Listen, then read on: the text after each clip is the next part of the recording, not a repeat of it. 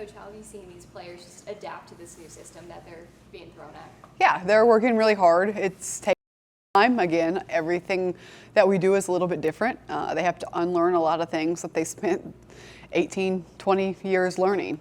So it's taken some time. They're going at it hard. We're still trying to fix a lot of things, watching film, coaching in practice. But I mean, they see it, they see the vision, they want to do it, so they're getting better every day. Is there anyone who stood out at the point guard position just in terms of someone who's gotten a handle of, what you want and being able to run it on the floor? Yeah, I think our leaders right now are Samara Spencer and Taya Cooper. They're doing a really good job of pushing the ball the pace that we want to. And our point guard spot is a very, very hard spot to play for me, but it's probably our most important spot because it sets the pace. How different are the practices now compared to when you first started kind of getting them implemented into the system? We didn't really give them a lot of time to ease into it. We kind of just dropped them into a boiling pot, if you will. And so we're going longer now because we're in longer hours. We have more stuff in, but for the most part, they've been going hard since they got here. Joel mentioned that you guys have like this whiteboard you use to help keep everyone accountable. Yeah, they love it. Yeah, so how are they responding to that? Oh, they hate it. So we do a whiteboard and we'll have different things that we hold them accountable for every day and we'll give them a mark. And so we just publicly put it up there and hey, this is what needs to be fixed. And sometimes we'll have a consequence. Sometimes we'll just use it as a teaching point. But just making sure that they're self-aware because sometimes as a player you make the same mistake 4 or 5 times and you don't really realize it over a 2-hour practice. But when you have to see it and you compare it to everyone else, then you do kind of realize it's something that needs to be fixed. And so it's not a player favorite. No, but how does it translate itself onto the court to kind of minimize those repeated mistakes? Yeah, we're trying to get ahead of it. We're trying to get ahead of mistakes now, things that just are reoccurring in practice, little things like not boxing out or turning the ball over or not having the right person call back that are going to translate to points in a game. We're trying to get ahead of it in practice so that we don't do that once games start. Is that something you've done at previous stops or is that new? We've always done it and they've always hated it, and so we'll get creative with it sometimes. If you complain about the whiteboard, we'll give you a tally. We just make it our own. Who are some of the players that have stepped up to kind of be self-accountable with that whiteboard, maybe some leaders you'd say? I think they all, for the most part, embrace it, but every now and then, they'll see themselves get a tally and they're just funny with it, and it's hard not to laugh. Like, I'm Ruby, that's me, I didn't do that. And so they have their moments where they just make fun of it and make light. And I think that's one thing that's really special about this team is we practice so hard and we run so much, but they are still able to laugh and have fun in the midst of that while competing, which I think is really rare. You mentioned Taya Cooper already. Just what have you seen from her over the summer and the fall, and just what kind of role and impact can you envision her having on this team? Yeah, she's a heck of a player. She's only continuing to get better and better. I think the last 2 weeks have by far been her best 2 weeks, where she's playing at a different gear. She's more aggressive. She's getting to her spots when she wants to. And so I'm hoping things are starting to click for her, and she really just continues to get better and better. How about Boyd in that freshman class? Yeah, so she's getting significantly better too. Still a lot of things we want to clean up, but she's going to be able to help us in a lot of ways. She is maybe one of our best at understanding the pressing and being able to make those rotations and see how we want it, be more aggressive on the front end as opposed to the back end. And so she creates a lot of offense from our defense. I know you had a couple forwards on your national championship team that were 6'2", but having players like Jill and Z, what's that been like for you as a coach, trying to mix that in and make the most out of what they bring with their length and size and within your system? If we said we had anyone 6'2", we lied. I'll tell you that. I think our post players were 5'10", so it's been very, very different to be able to do that. And just, I have to remember to be patient with them, that they're really put in an uncomfortable position because we're playing them out. And so we're not really letting them bang in the post like they've done their whole lives. And I think they like it. I think they embrace it. But there's a lot of times where I think we're playing them as guards. And so they're getting tested more so than everyone. They have to make the same sprint times as guards.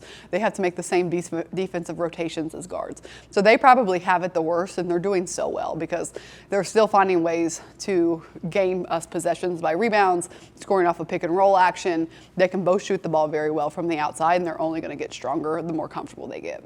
Jillian in particular, how have you seen her kind of adapt to some of those guard things? Because she came into Tennessee with a lot of guard skills. Yeah, so she definitely did, and I didn't know that because the only thing I had was film. And so then we put her through our first workout, which was full court ball handling with cones, shooting threes, one-on-one from the three-point line. I'm like, holy smokes, she is great. She's built for this system, and she really is.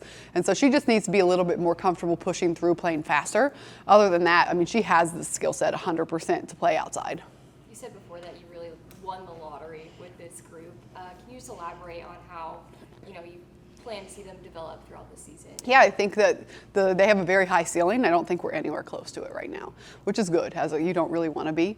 So they, again, like I said earlier, they compete, they play hard, they're fun to be around. I enjoy walking into practice and being around them, which is not something that every coach gets to do. And again, like our practices aren't just an hour and a half of let's just walk through stuff. We are going at it. We are on them. We are tallying their mistakes. We are running them for their mistakes. We are on them at all times. And so they're just embracing it really, really well. And hopefully we can just keep that up when games get here.